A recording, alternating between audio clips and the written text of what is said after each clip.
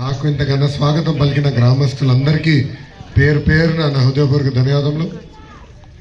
అమ్మ 2014 నుంచి 19 వరకు చంద్రబాబు నాయుడు గారు అనేక సంక్షేమ అభివృద్ధి కార్యక్రమాలు చేశారు. కానీ ఆనాడు ఒక్క అవకాశం అన్న పేరుతో రాష్ట్రం మొత్తం ప్రజలందరూ ఒక మాయలో పడిపోయారు, మోసపోయారు.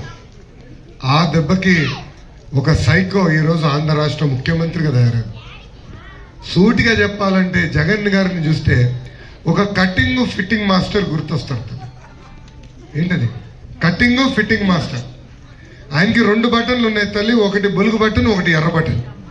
బొలుగు బటన్ నొక్కుతాడు, అకౌంట్లో 10 రూపాయలు పడుతుంది, నేను ఒప్పుకుంటాను. కానీ ఎర్ర బటన్ నొక్కుతాడు తల్లి, అకౌంట్ నుంచి 100 రూపాయలు విషయం పోతుంది. ఎట్లా పోతుందో చెప్పాలి కదా.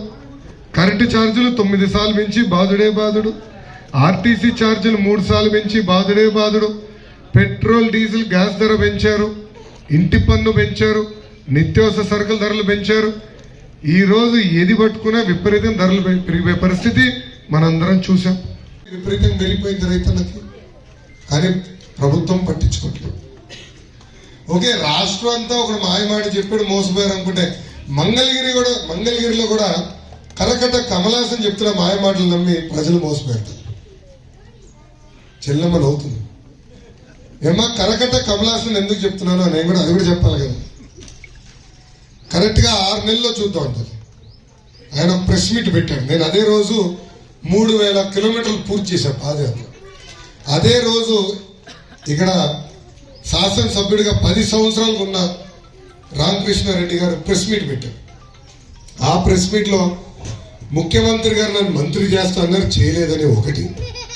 నియోజకవర్గాన్ని అద్భుతంగా అభివృద్ధి చేస్తానని చేయలేదని, నియోజకవర్గానికి 2000 కోట్ల రూపాయలు బడ్జెట్లు పెట్టారు, నిధులు కేటాయించలేదు, ప్రజలు నన్ను అడుగుతున్నారని చెప్పి ఇట్లా అనేక ఒక 10 అంశాలు చెప్పి పార్టీ నుంచి రాజీనామా చేస్తున్నానని వెళ్ళిపోయాడు. మళ్ళీ 2 నెలల తర్వాత ఏమైందో నాకు తెలియదు, వాటాలు ఎవరు కుదిరిందో ఏమైందో. మళ్ళీ కరకట్ట కమలాసన్ ప్రత్యక్షంగా వచ్చాడు. సినిమాలో చూస్తాం, ఒక యాక్టర్ పోతాడు, ఒక సీన్లో ఉండడు, మళ్ళీ తర్వాత వస్తాడు. అలా ఎమ్మెల్యే గారు వచ్చారు. ప్రజలందరిని అడుగుతున్నారు, 2 టర్మ్లు మీరు ఎమ్మెల్యే గారిని గెలిపించారు, 10 సంవత్సరాలు మీరు ఆయన్ని ఆశీర్వదించారు, దీవించారు. మన ఊర్లో ఒక అభివృద్ధి కార్యక్రమం జరిగిందా?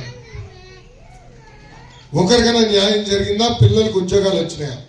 దయచేసి ఇది ఆలోచించమని కోరుతున్నాం. తల్లి రోడ్ ఎంత అద్భుతంగా ఉందో మనం చూసాం కదా.